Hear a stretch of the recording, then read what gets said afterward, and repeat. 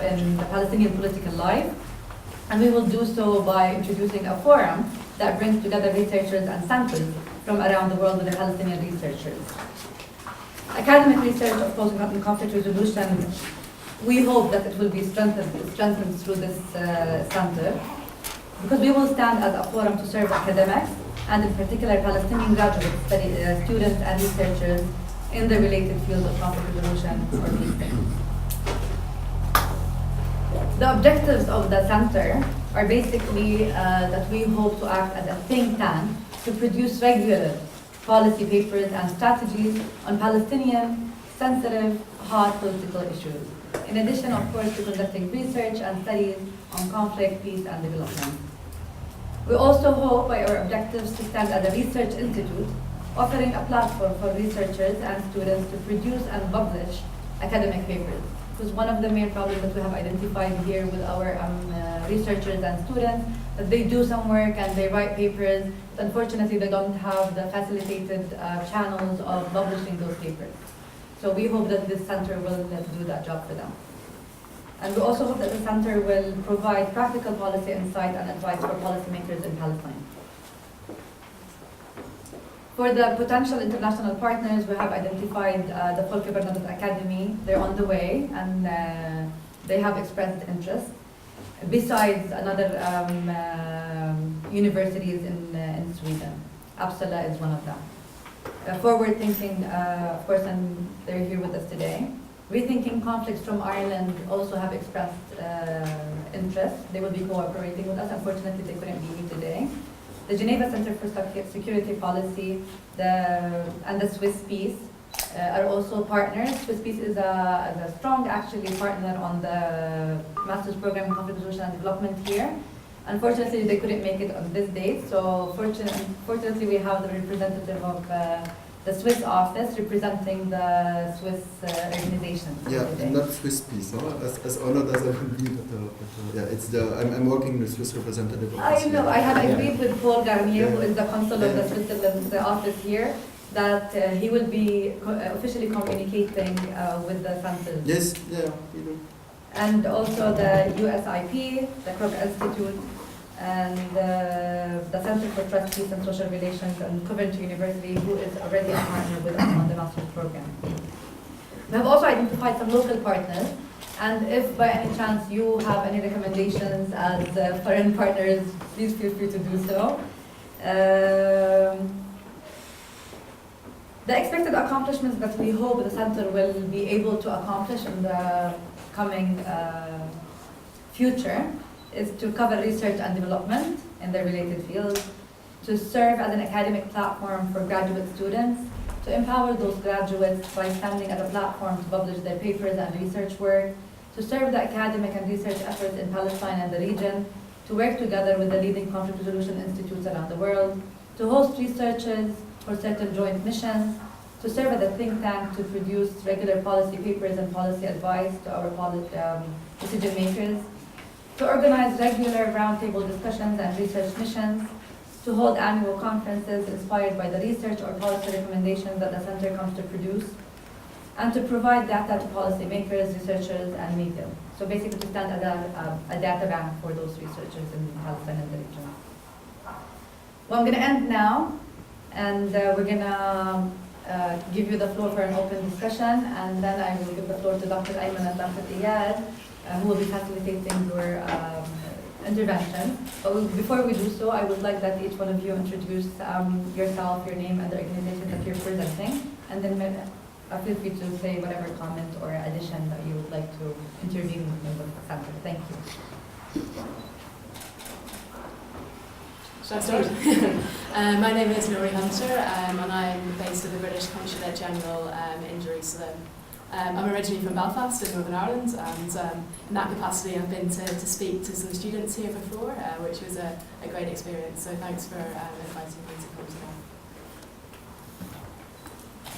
So my name is Jonas, I'm working in the Swiss representative office in Ramallah.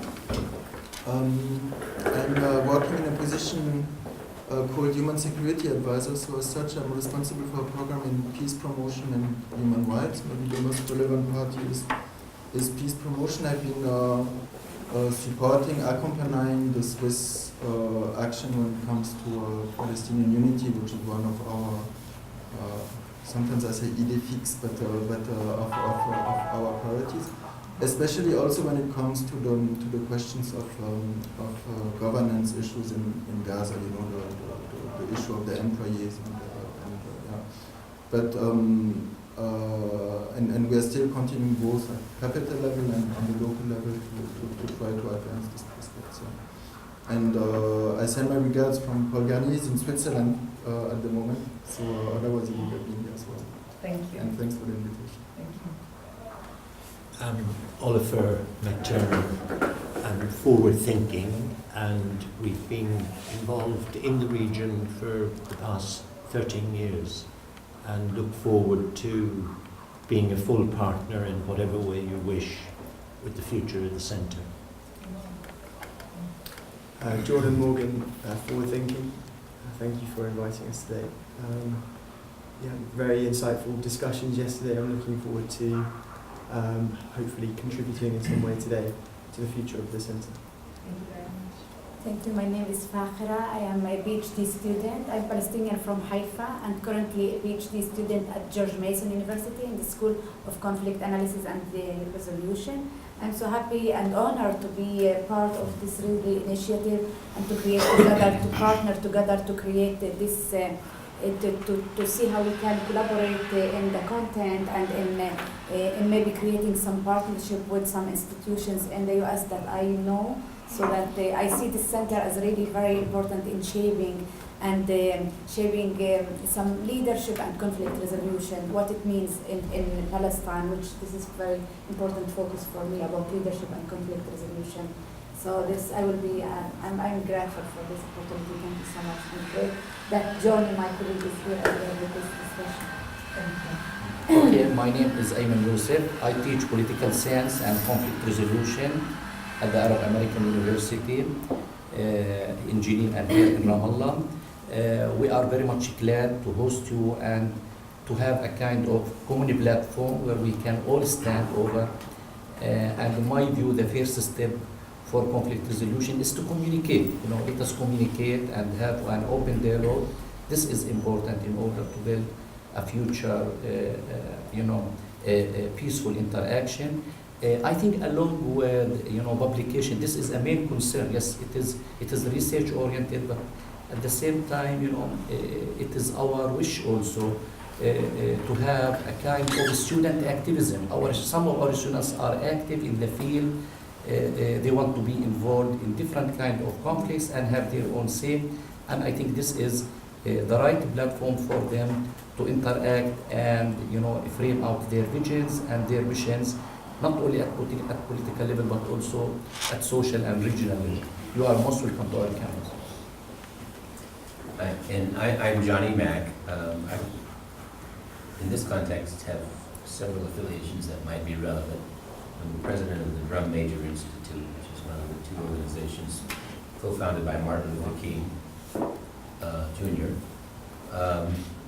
I'm a graduate of George Mason University with my PhD work in peace and conflict.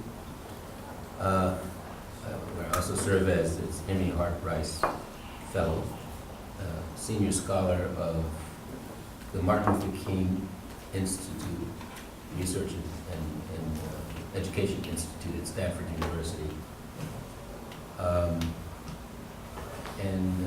Just pleased that we can add a bit to this very important conversation. So thank you for the invitation. Thank you, it was a pleasure. Iyad Yaqub, my background, I am a member in the university, in the conflict center. My background about the transboundary conflict and transboundary.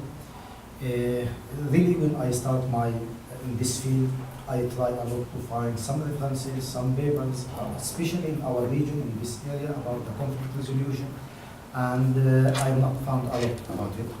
And just a few papers are published in this issue.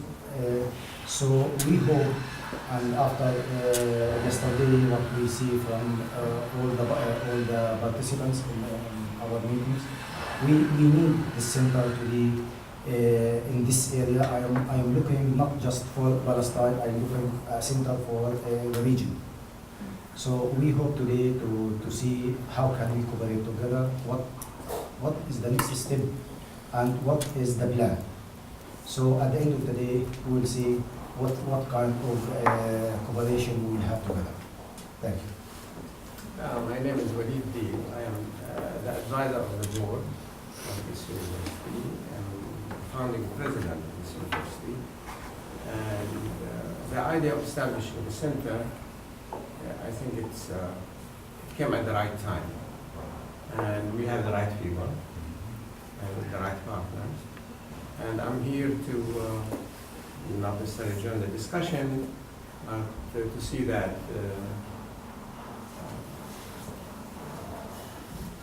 any logistic you need for now or the future. I can't promise that I can deliver, but I can promise I'll do my best to deliver. So feel free to think, and whatever you plan, no matter how difficult it seems, we can start work on it. And good luck. Thank you. We move now to the...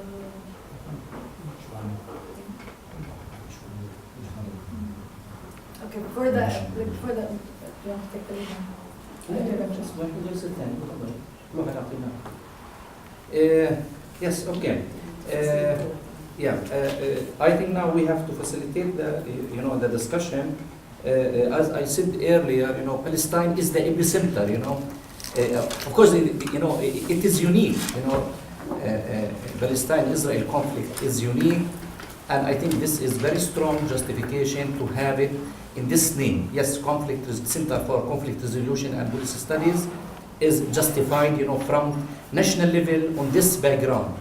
We are, aiming and we are hoping to have a kind of say on our political system, because generally, in many countries, politicians love, to think, far away from academic, academic research and academic discipline. So we are trying, our best to provide, as Dr. Dalal said, some position papers and policy papers in connection with different aspects of Palestinian question. And I think yesterday many issues and many questions, were discussed, including even the theme on non-violence. In our context, it is popular resistance.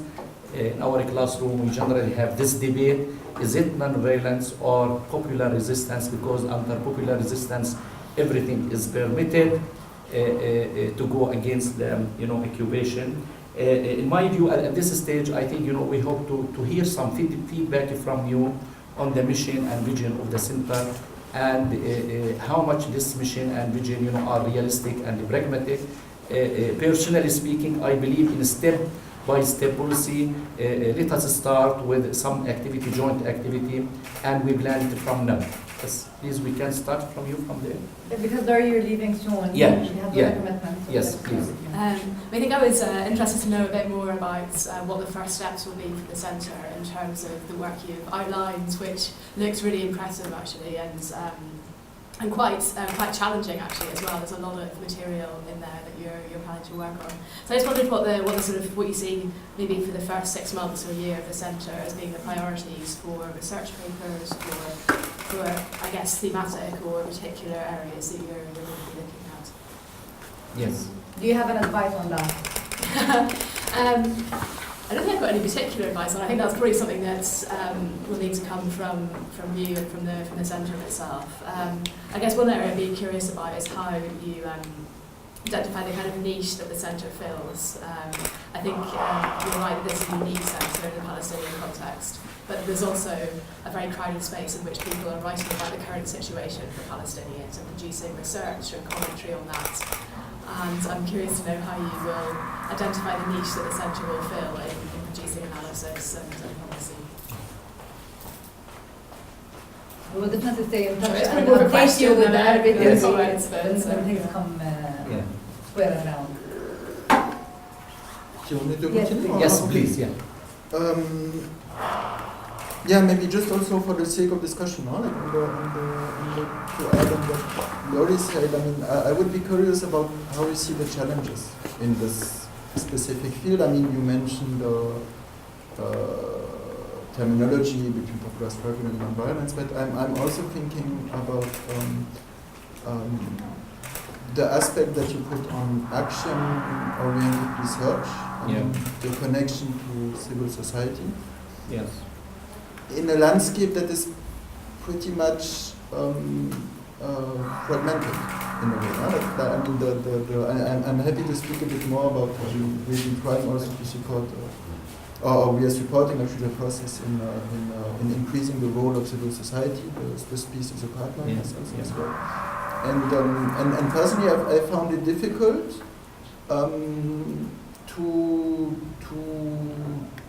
to get institutions interested in doing more together in a more effective way. And of course there are many reasons to this. There's a history, there's the political context, there's the division that is directly impacting to this. So, but I would be curious to exchange a bit on the how you see these challenges and how it's possible to maybe address them. Also being a university with other universities, both in the West Bank and Gaza, that are thinking about similar ways, but in a not everyday easy setting that is always influenced by the context. So maybe just this to add to the discussion. Thank you. And since you mentioned the challenges, and I believe it's wise to share with you that it's for a fact not very attractive to the Palestinian audiences to mention the term conflict resolution. Since, and I will be more frank with you to say that some of the local partners that we have identified as partners, they have refused to join this the roundtable discussion because they automatically link it to normalization. Yeah. The reason we want to establish this center because we want to be dedicated to research and to open the floor to any researchers to objectively and neutrally study. If it's normalization, if it's occupation, if it's conflict resolution, we really want to open that floor to researchers to study those terms, and instead of just saying, stop, we don't want. It's better just to go beyond those challenges and to take them from an academic research angle. So yes, I agree with you. There are challenges, and basically with the different institutions that operate in Palestine for the different reasons, which I would link to the term normalization. Hopefully, by standing as a neutral think tank, fully academic, and focused on research, we will overcome this obstacle. Can I just? No, please. I just want to rely to. Yeah, sorry. Oliver, would you like to go by turn, or you're free? No, please. No, It's okay. very No, I happy. can wait. I just want Sorry. to rely to this because I'm Palestinian and studying conflict resolution, and I see conflict resolution not just as a term of thinking. This will invite us also to think about internal conflict within the society. Yeah. And actually, this is not just a message, because when I study conflict resolution, I studied about identity and power, and this is really gave me a lot of power to criticize the occupation and the power relationship. It's not just meant to normalize, but it's meant to empower us by gaining knowledge, gaining terminology that we can describe our situation in a powerful way. Because conflict resolution have the association of peace and normalization, but it's much beyond this. It's very wide that will create leaders and conflict transformation and empower groups to see the power relationship that we don't see it even between us and the state of Israel, that can contribute to a better future for us.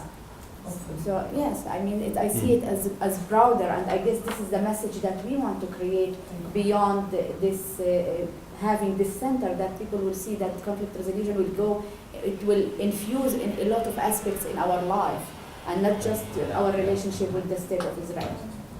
Yeah, I'm sorry, I promised not to join the discussion, but I think I will change my mind. I need to ask a question first. And I think probably the remark that made by Ayman misled the group. And I think Iyad is not happy with that. Are we creating or establishing a conflict, Palestinian-Israeli conflict center? In my opinion, we are not. So we are not talking about, in my opinion, it's eventually up to you. I think one of the conflicts in the world is the Palestinian-Israeli. It's unique, but it's not the only one. And our students, our researchers are free to do research. And I think what Dalal said is very important. It's an open place for people to do research.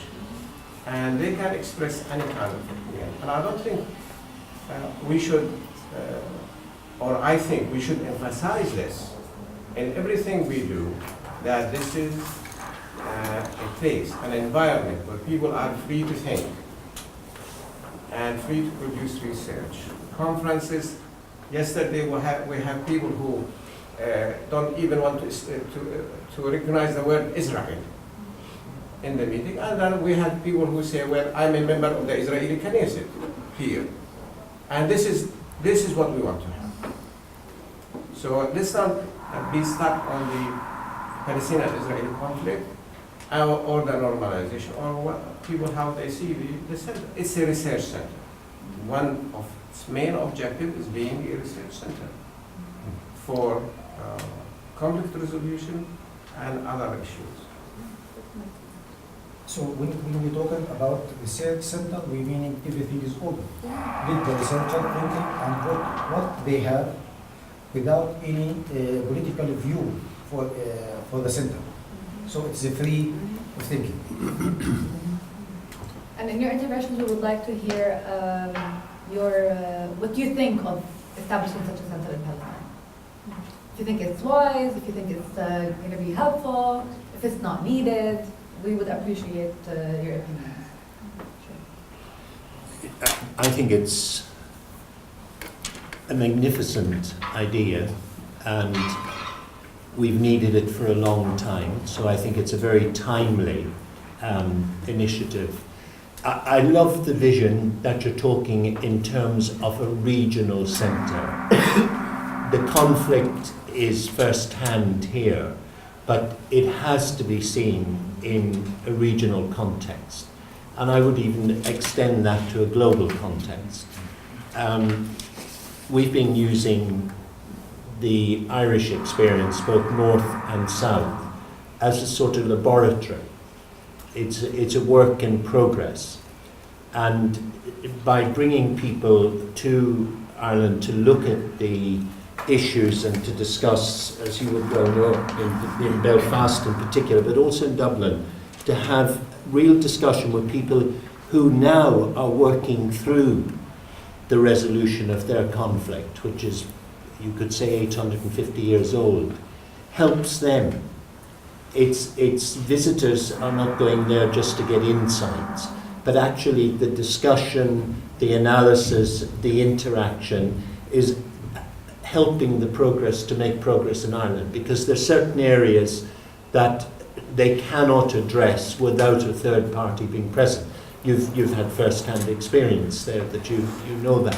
So I think Palestine is in exactly the same position, where you have this ongoing conflict that needs to be addressed, but needs, as I say, to be addressed in a much wider context than just the straight Israeli-Palestinian dialogue. And I think to keep that vision would be so important, that people will come here to learn not just about the Israeli-Palestinian conflict, but will learn from your insights and your analysis of regional issues that can help them address their issues. And I would keep that as an objective. I would caution against being purely a research centre. I spent the last 2 days in Boston at Harvard and in discussions at various levels on conflict resolution, negotiation and so forth. And you become acutely aware in a context like that how research centres can become bubbles. They can be disconnected from the realities. We have a saying that it's important to cycle with the chain attached. You can do a lot of activity, but if it isn't feeding in to shaping a better and more objective understanding and analysis of the situations and therefore helping to shape policy, I think that activity becomes just another document or another book or another research project which may be referenced by someone else, an academic, but has very little impact. What I would say globally we need, and certainly regional we need at present, is good objective analysis which can feed in and challenge policy and help to make really good informed decisions. And I think if you keep that as a very clear objective, it will help. Thank you. It is very great to talk about exchange. We will not be away from the reality. So all our research or all our activities will be always, we will discuss this issue in the second part of this meeting. So, sorry to interrupt you. Yeah, I would like to welcome our partners from the Folke Bernadotte Academy from Sweden, Lena and Teresa. Thank you. You're most welcome. We have already identified, presented the vision, mission, and objectives of the course, which you have already in the concept paper. And now we're in an open discussion to hear any views, comments, and what the potential partners think of initiating such a center in Palestine, and how serving or not would it be in the region. Thank you. So I remember one thing when I had a meeting with the ambassador of Austria. I talked to him about the one of the study we needed. He told me you need money to put a report in the table, as you mentioned, and nobody looked at it after that. Yes, we need a research to be very in touch with the reality of, in the ground. So the seminars, the workshops, the conferences, we will talk about which ways always we will be active and we will be touch the reality in the regional context. This is my opinion from the first, and Dr. Walid, he said it's Palestinian, so we discussed that, but I agree with you to be a region in the context of the region. May I just?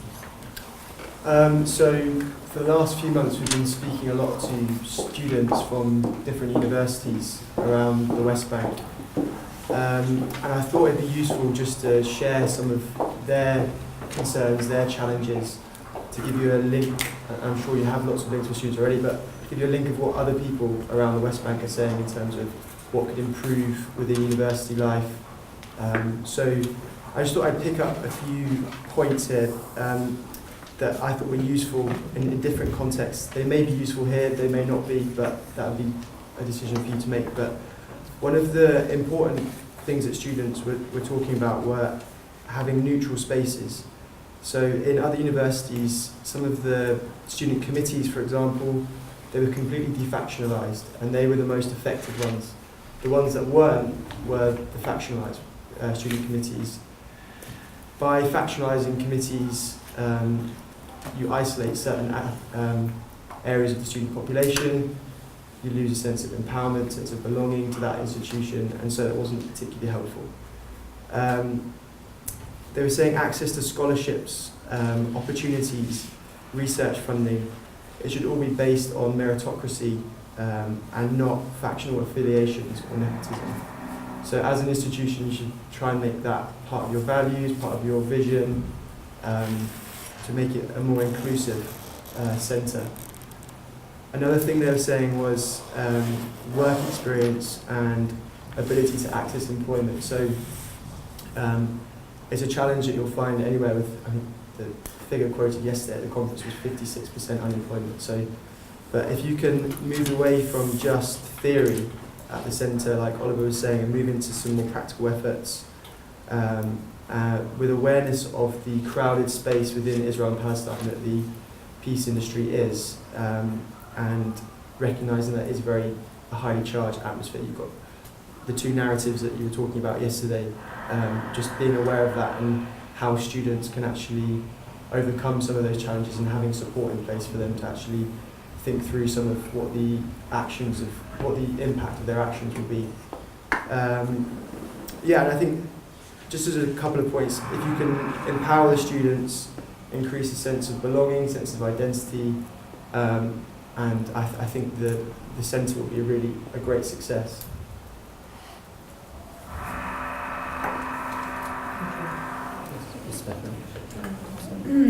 I'm just excited from this opportunity because I guess really it will take us to think deeply about a lot of possibilities and how we can create seminars or the content in a way that will link the student to practice in the field. And I was thinking about internship that we have it, like we can learn from some schools how they I am learning at the School of Conflict Analysis and Resolution, and it's one of the leading schools in the world in the field of conflict resolution, and I will be happy really to create some partnership with our school. They will be delighted as well to see how we can maybe exchange teachers to come to be here, or maybe to exchange students, because I guess sometimes when we have for a few months having some students going in another environment, they will bring a lot of things also to the center. So this kind of ideas I will be happy to elaborate more, but definitely I guess this center will create a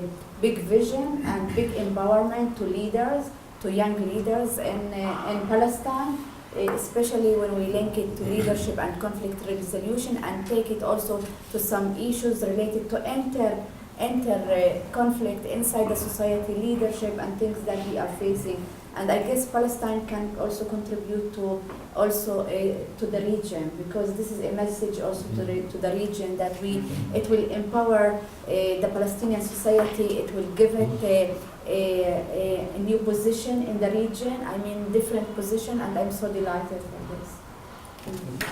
Yes, please, ma'am. So much to say. And so having said that, I'll repeat much of what's already been said, only because I think it's important to emphasize some of the key points that I've heard. So I agree with the notion that this center is very much needed, number one. Ahmed and I were at an event several months ago with a Norwegian scholar, Johan Galtung. I think it was his 90th birthday party or something. And I asked,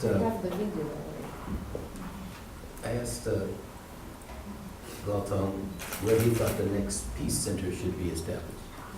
This was 6 months ago. Yeah. And he actually said in Gaza. But I took that to mean in the region. And he I'm certain would agree, had he known about this, about this center, that here in the West Bank would be the logical place. That said, I also agree that scholarship is key here. And the center, the school should be focused on scholarship, academic freedom, and the integrity of all that comes with academic freedom and scholarship. But praxis is also exceedingly important. Even in our own experience in the U.S. with George Mason, in my judgment, too much emphasis is placed on scholarship and not nearly enough on the practical application to real world issues. No better place for that to come, it seems to me, than from this setting and this experience. Also, in that context, however, localizing that scholarship solely while we do the specific conflict of the region, I think, is a very big mistake. And I think your vision of it being regional and even global, I agree. There should be a global institute. Because your students and your faculty will have something to offer to the world. Too often, it seems that the world has everything to offer. I want to choose my words correctly here. The broader, and I'll even say the broader Western world, has so much to offer everyone else, but so little to take from everyone else. And that's a mistake.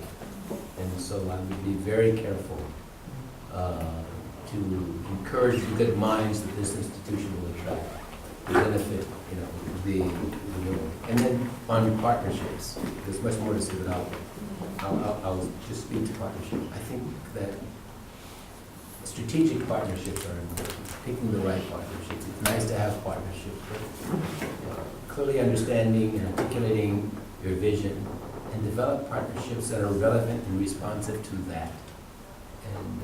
And not necessarily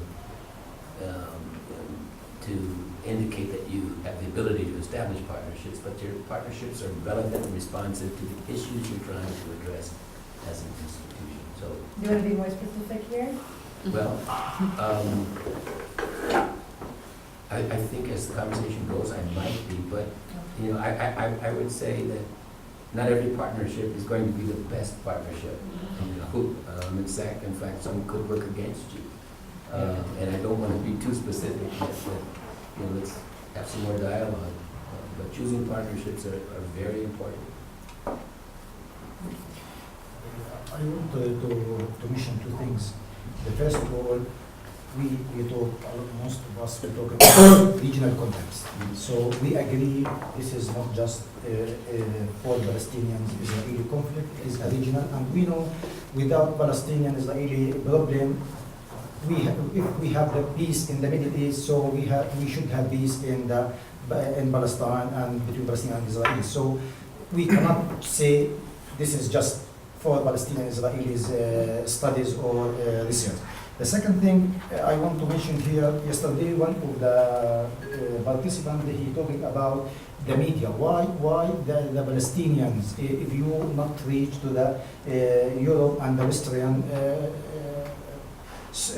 people. So here in this center we're talking about center in the private university. So the private the university here is a private university. So we don't have a political view here, and we're not talking about, in the Palestinian, there's many parties, and each one is political talking about his view. So here we're talking a view of academic. So we hope from this center will make one language in our terms, from academic view only, without political view. So this is 2 points And to add to Iyad's comment, maybe I'm sure you already have connections with different universities in Palestine and different study centers. As he just mentioned, this is totally a private investing institution focused on academia. So if we want to build partnerships with different organizations or institutes, it will not be like on financial basis. We will not be asking those partners to give us money or funding like many other institutions do. We are very keen on getting the partnerships because we want solid partnerships in terms of curricula, exchange of professors, exchange of students, and maybe updated case studies. Because as you may all know, in conflict resolution, one basic rule is the comparative approach, and to take relevant case studies to bring them here to the context is one of our main goals. So again, the partnerships are mainly, they're not going to go financial, they're going to go more academic and more solid, strategic. Would you like to add anything? This is just an open discussion. If you have any idea or any comment that you would like to make on the center and its use in the region. Morning. Well, first of all, the Fakaban Academy, we also support this idea very much. I think it's a very interesting initiative. And just to say a few words about who we are and why we think it's a good idea. FBA is a governmental agency working on peace, security, and development. And we do trainings in I'll start in the other end. We work on trainings and educations and policy advice and support, and we second personnel to international missions, all in the realm of peace and security and development. In spite of our name, we're not an academic institution, but we have a cooperation with other universities in Sweden, so particularly with the Uppsala University. So when it comes to academic exchange, we hope to be able to connect the American Arab University with Uppsala University, which has quite an established conflict, peace and conflict studies department. And so this is in process. And what we do here in Palestine is that we do regular trainings for the Ministry for Foreign Affairs on diplomatic affairs. So we bring senior retired Swedish ambassadors to these trainings. And this is something that we can easily contribute with if it's interesting to you. That when we are here anyway, we could also offer small workshops with the students and to profit from these senior people being here anyway. And we're also working with the Shades program, and which is this, or maybe you can explain it, Dalal, because you know more about it, I think, even than us. It's a program that brings in, it's an annual program. They bring in Palestinians, Israelis, and diplomats in the region. And what they basically do is they offer a diploma in executive leadership and negotiation. And it's in partnership with the Harvard program on negotiation. The scholars, they come all the way from Harvard to Jerusalem. It's a very interesting program, very practical and very executive. There's a lot of knowledge and a lot of theory, but still more of applied case studies. And they also have a partnership with the Irish and the Cypriot. And it's very similar to our vision, and even in not only in the center, also in our master's program of conflict resolution. Because in our program, we also focus on the case studies of Ireland, the Irish, British peace process and conflict, and also the Cypriot. And we will, so we are working together with this organization too, and we, in order to support the alumni network, we will also bring in different experts that can be interesting and relevant for this network. So here we also think that we can benefit from ongoing processes to contribute to these processes.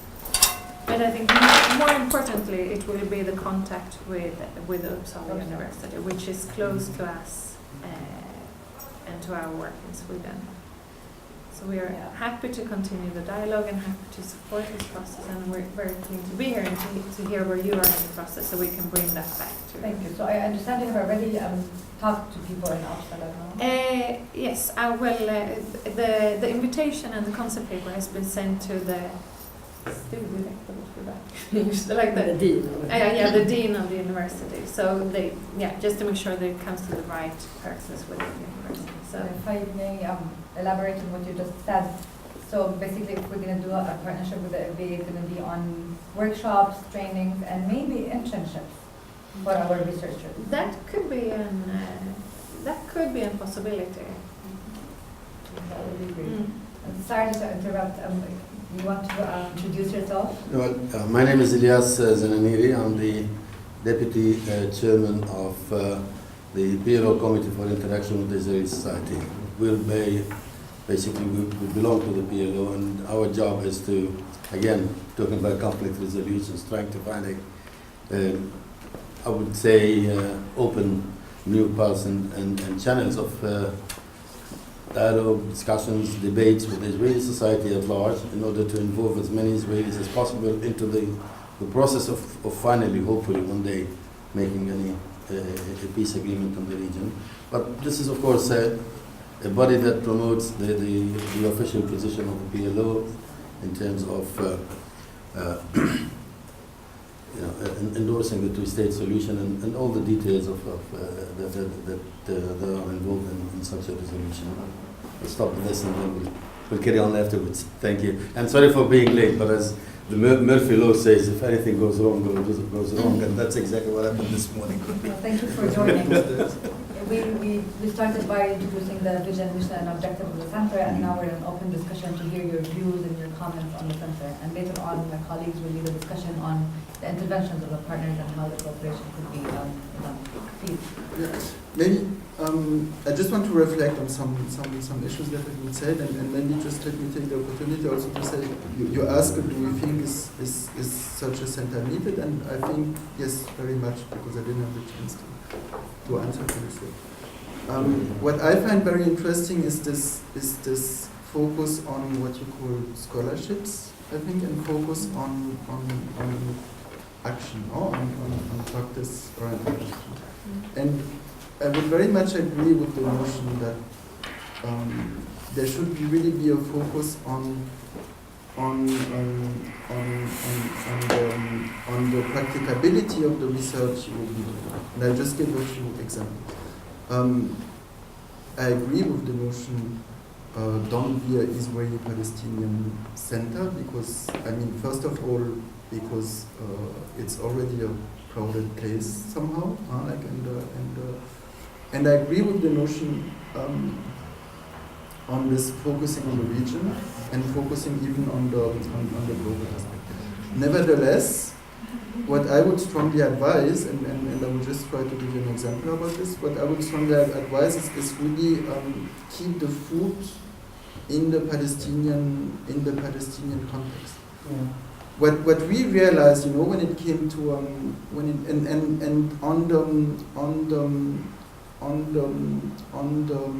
the needs of the Palestinian official factions, but also the Palestinian society. Like on the need of, trying to support the building of a Palestinian vision of where does the Palestinian political project stand, where does because I think this is what is really much needed with solid academic research and again oriented to practice. For instance, we at some point in this process on civil society and cooperation between universities and we realized there's no academic study on the cost of the division, for instance. And I would love to see several universities from the West Bank, from Gaza, providing solid data, showing what the cost of the division on an economical aspect, on the social aspect, on different aspects are. Because those are then tools that you can use with the international community, that you can use with the Palestinian leadership, for advocacy purposes, in order to actually trigger joint action of different institutions. So the message would be stay strongly grounded in Palestinian society, in Palestine, and when I say Palestine, I mean West Bank and Gaza, and I know the difficulties that are linked to this. And the second aspect, I mean also the academic level with and again I know how difficult it is, but trying to bridge to the grassroots. Just an example, I've been before working with this with I've been working in another project from the German government that was working with UNRWA and refugee camps. Like how the population in refugee camps is often a little bit excluded from academic participation. So academic research, you mentioned internships, that could be this connection, and not only in similar institutions, but that could be the connection to grassroots civil society organizations outside of Ramallah, in different organizations in order to have research. So not putting into question this think global think regional, but stay grounded in the Palestinian context. Yes, Dora, if I want to clarify myself, I do agree with you. Stressing on the Palestinian identity of the center does not mean at all that we are close to other options. Sure. Yeah. Why? It is, I believe, Palestine is not the only conflict in Palestine. We have, even internal political, factional rivalry between Fatah and Hamas. I cannot ask a Swedish scholar to be engaged in a research on Fatah Hamas rivalry, while at the same time I'm isolating myself. So I think, this center should be an umbrella for different civil society organizations, social movements in Palestine, and activists who are really eager, to be part, not only in research, even to be part of a broader, social front, a social movement, which is, for a peaceful resolution of the conflict. That is my intention. At the same time, also, I don't have now enough expertise to explore North Island. I may have a joint research with a British scholar who wrote his research on North Island, and I'm ready to disseminate my knowledge and my research with him when I'm writing on Palestinian question. Joint research is really important. It could provide a platform for exchange of research and exchange of skills. I think we are running short of theories. Almost all theories are in English. There is no single contribution from the Arab universities. It is also important to produce knowledge in Arabic at the same time. We have to be engaged in research. When I don't have enough experience in Egypt, no, I may work with Egyptian scholar or with an Algerian scholar who did something on internal conflict in Egypt. This is, I think, should be, in this way we are going parallel, supporting our, Palestinian identity, but we are open for different regional and global cooperation. Because that I strongly agree with you, yes. I tend to agree with you. Actually, we need to focus our academic research on local studies, like, as you mentioned, division and refugees. And to be very honest with you, as a professor with my students, it was very difficult for us as academics to identify the division between Gaza and the West Bank as a conflict. It took us 10 years to accept the fact that we have something called a conflict on the ground that we have to deal with, and practically speaking, and on the academic level. And I have encouraged my students this semester to produce papers and to write essays on the division under the umbrella of conflict. Because it's time we realize and we admit to ourselves that we are living an internal conflict. So I agree with you. I disagree with you. That's great. It is logical, Yeah. Strongly. I don't think one precludes the other. I don't think being an international-based institution, school of thought, research, precludes focusing locally. Neither do I think focusing locally precludes international. But I do think our intellectual orientation will drive much of our behavior as an academic institution. It will also drive the perception of others when we think about our strategic relationships, which is something that I mentioned earlier. And there's a certain marginalization, I think, an intellectual marginalization that's at stake here. And I'm an African American. And much of the African American focus academically, both in terms of what comes from a fairly robust set of academic institutions, whether they're Atlanta-based or what we call historically black colleges and universities. There's this notion that we have much to say about African Americans, but nothing to say about the rest of the world. And it's in my judgment, you run a huge risk of establishing, especially from the context of the first institution of its kind in this region, pigeonholing yourself by taking such an approach. I would strongly encourage you to think very carefully about that. And so your scholarship will be welcome when you're talking about yourself, but perhaps not so much when you're talking beyond yourself as a people. So just consider that carefully as you think this through. Please. It's cliche to say local is global, but I think it is very important today to sort of see that interaction that you have from your experience and your struggle. You have important insights to share, and that people come here not to facilitate or to teach, but they come here to learn, and to learn the transferable lessons, or insights, I would say, in the sense that the particular things that you are struggling with now have relevance elsewhere, and how you cope with them, the resilience, all of these issues have real relevance in other parts of the world.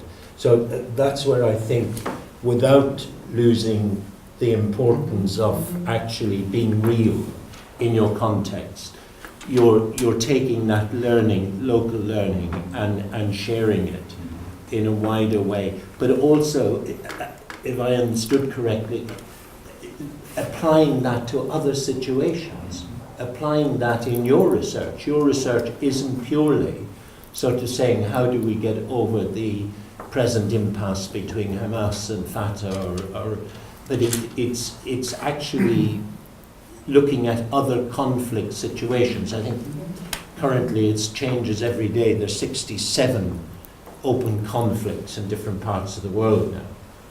Palestine has a lot to say about those, and has a lot to contribute in, the sort of challenges and obstacles that prevent solutions. And I think it's that framework I would love to see this centre. But if I may pick up on Jordan's point, based on quite an extensive consultation with the various student bodies, both in various parts of the West Bank and Gaza, this neutral space, I think, is the key to your success.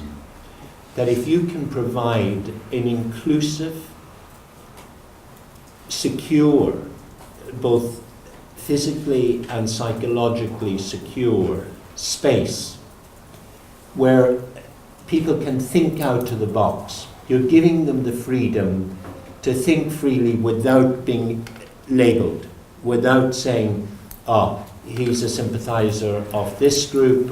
And my problem is we tend to talk of the Palestine division between just Hamas and Fatah. We've discovered numerous other divisions that also need addressing, and to broaden that sort of into the fact that there are lots of independent minds in Palestine. But equally, what I think is fascinating here is the fact that at one level you have division, but at the level of people, there is an extraordinary sense of unity. You sit in families, and you can have in the room 4 or 5 factions. And that's something that needs to be researched more fully, because it's something that, if we're going back to this concept of what's your learning that you can contribute to elsewhere, I think it rests partly there. That needs good research, how the cultural, human, family traditions can actually resolve some of the political storms that are going at surface level. That good, solid research into that could be a very valuable contribution to people elsewhere understanding ways of resolving conflict. I want just to rely to, because what you are saying, that how the practice inside the center can create a different culture than outside, a culture of accepting diversity, learning how to really discuss diversities, because some people might be doing research about Palestine and Israel, and somebody will be searching about something else. So how we can create a discourse within this center that will be a model for conflict resolution, that accept diversities and create a different kind of dialogue between the student and the members that can be really a good model, for the society outside. And I just want to mention about your what I got from what you said, that how the big vision, how this center can contribute, the big vision that should lead us is how this center can contribute to a future for the state of Palestine, building the state of Palestine, building the society. And from there, we should look for opportunities, any opportunities, maybe to have like a joint research that can contribute. But the main vision is how this center will be really a critical contribution for the future of building the state of Palestine and building the society and contributing to values. And this is one of the main visions that I guess this center should lead us. And now the opportunities, we will look for that. Thank you for that comment, and that's the reason we have chosen the word policy on the title. Policy and conflict resolution, and not the contrary. We think the decision-making, the political decision-making parties in Palestine do need that academic, objective, and neutral advice coming from academia. I want to mention something about thinking out of box. Last year I had a presentation in Oxford University. It was a regional meeting. And we have many Arab countries, they have presented about the water situation in the Middle East. And I am surprising at that time, all the Arab research or papers they presented, they're just talking about case study or about their country. Ben Gurion University, when they presented the situation, they're talking about the region. They have the information about every drop of water and each basin in the Middle East and Africa. And he put the vision, how can we manage the water in the Middle East and Africa as one unit? You see? So we cannot say we just want to think about Palestinians or Jordanians, or we are live in one area and we should thinking all together. How can we resolve this? Here's for the regional and global approach for the This is just the point. From that time, I thinking how the research center should be working and what we need to have sustainability for this center. The point I want to, if anybody can help me, one question. I tried online to find, is there any centers have the same vision or like our vision in the area? I know in Israel they have it, but in our regional area, do we have like this center from your experience? In our area, meaning Palestine or the Middle East? Middle East and Africa. In Morocco there is, and I have good connection with leaders from the Middle East, and we can like really wide connection because I worked in Washington. And I guess in Morocco maybe there is a center, so we can see if you are asking because you want to see if we can exchange some ideas and thoughts, or you want to see if this is unique center here? No, I not mean. I want to see if we have and this will be fit according to our vision, or we don't like to repeat if we have duplicate. Yes. But we have research, of course, we didn't find answers. That's why he thought maybe. Because I am saying in the Gulf countries, in the Middle East, just in Israel. Maybe you know better because truthfully, I am unaware of anything like what you have thought about and designed in the whole of the region. Just looking at North Africa now and the Gulf, and there are various, sort of research, but the big risk, I think, with any institution is to become supply driven. That you get an endowment that enables you then to do your own thing regardless of how it's measured to deliver to whatever. I think the fact of trying to keep demand or need driven is really, really important. Now, I don't think there is a need demand driven institute that I can think of in the whole of the region. The ones that I'm thinking supply driven. I'll give you an example without naming the institution. I was at the Berlin, this foreign policy forum I have, and I asked someone who has a research institute what his assessment of the situation in the region is, and his first thing was, before I give you the answer, he said, I have to be honest and tell you my centre is funded by. So in other words, he was telling me his answer was not what he personally would judge, but because of his funding source, he couldn't deliver on it. So I just share that because I think if you can avoid that, you are initiating something that will be unique in the region. Yes, we can. And that's the key thing, and to keep that focus. And I would like to answer, to let you know, Dr. Walid, I asked him this question. How can we fund and how can we proceed in this? And he told me, don't worry about that, we are private and we not belong to anybody. Because we have raised this question in our internal Discussion. several meetings and discussions for initiating this center. And you didn't answer. And the university was very clear and open about the fact that this is totally a private investment, Palestinian private investment. Good. And we're not going to be seeking, and specifically for the center, any funding or any of the partnerships, as I said, are totally for the academic, for academic reasons and not for financial reasons. Okay. Because as we mentioned, we need something unique. We don't like to reflect any opinion of others. We need academic thing and to let the people thinking. And of course, at the end of the day, we want to give back to Palestine and to the Palestinian people and to help bring a better reality to our streets. To influence Palestinian politics. And Dr. Dalal, in our discussion, she mentioned we just preparing the research and the studies and give it to the decision maker. He take it, it's okay. He not take it, we not care. We just do what we should do as thinking as a research center. As a think tank to help serve the policy parties. I have two comments. I think there is similar center in Erbil, North Iraq, in Erbil, Kurdistan. And I think Erbil University is starting granting a master degree in conflict resolution. And this is, this is normal. If we keep in mind, the unique Iraqi case, it is normal.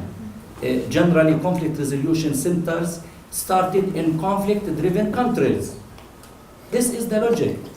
Then yes, there is no contradiction between local and global. In our classrooms, and I hope we are going to hold some of you in our classrooms, when we teach conflict resolution theory and practice, 95% of our literature is written by foreign scholars. But I insist on my students, please match it with our local narrative.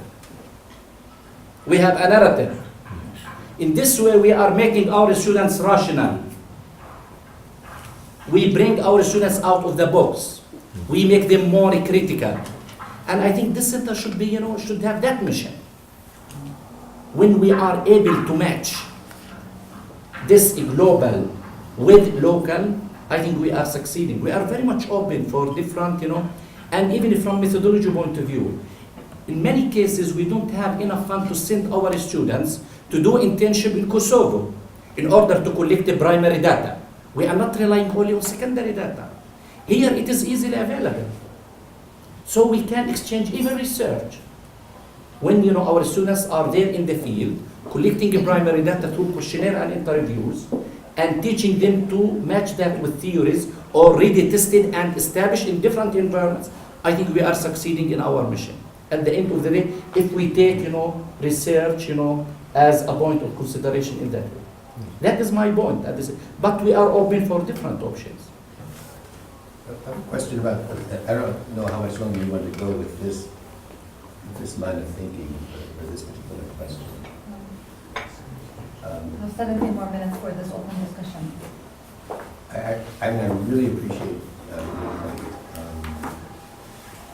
I think about Muhammad Abu Nimer's work, Yeah. for example. Yes. Muhammad's work is global thinking with a local context. Yes, yes, this is important.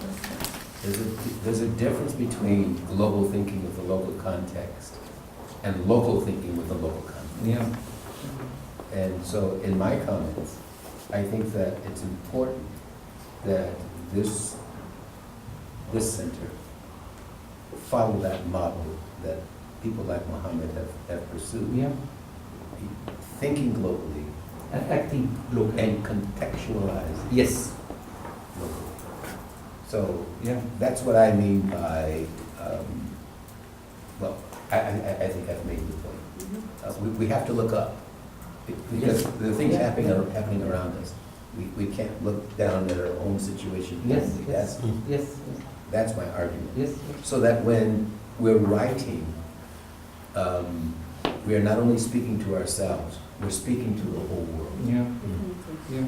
This is a leadership message, because this is the message that we want to bring to the Palestinian people, that they are, when you think globally, you are also contributing to the world, and this is a leadership message. And this is, I guess, the message behind establishing this center. I think about all the time about leadership, about which kind of values that we want to create within the young generation, of taking a position of also contributing to the global, not just locally, but also linking it, driving it from the local context as well.